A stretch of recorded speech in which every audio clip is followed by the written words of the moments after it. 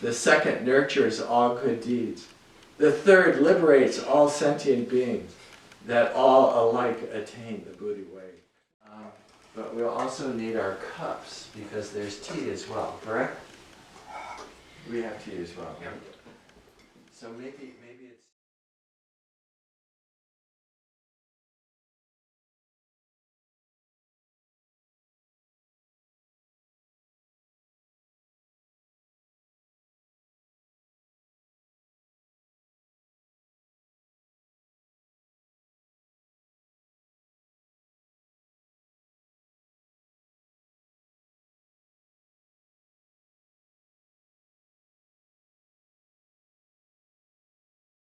these things in other people, and that it's the very act of identifying these things in someone else that in a sense becomes a way of not noticing or not paying attention to your own stuff.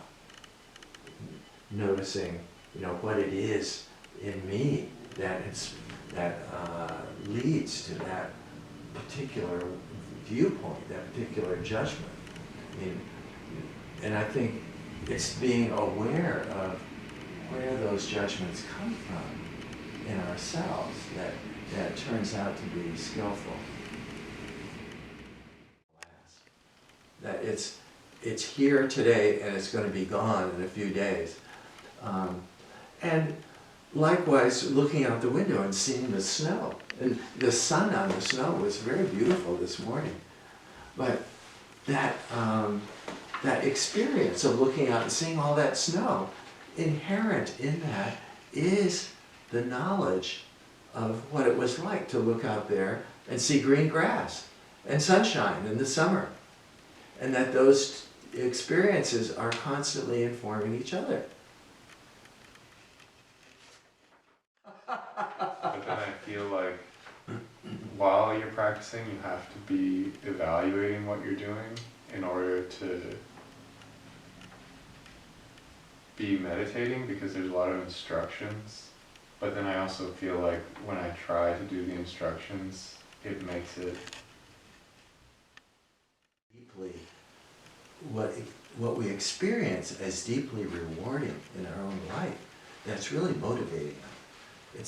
It's not, and I've always appreciated, I've come to appreciate the Zen tradition very much for that very point, that it doesn't consider itself a doctrine saying you have to do this.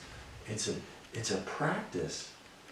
It's a practice, a discipline to sit quietly and still and pay attention to what's already here.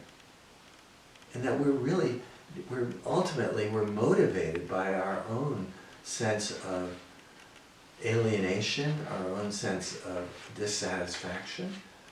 And it's for that reason, in my mind, that the Buddhist tradition starts off, one of the earliest statements of Buddhism are these four noble truths. And the first of those noble truths is suffering. When I started to get the closest with other people as well. Mm-hmm. And it's kind of in these moments of birth and death where we've become closer to the people around us in general. And I think of my relationship with my dad becoming better. I think of my relationship with my mom then becoming better, and my brother and us as a family becoming closer without my dad, becoming more appreciative of my wife and my children. And when someone else is going through grief, being able to be with that person in a more compassionate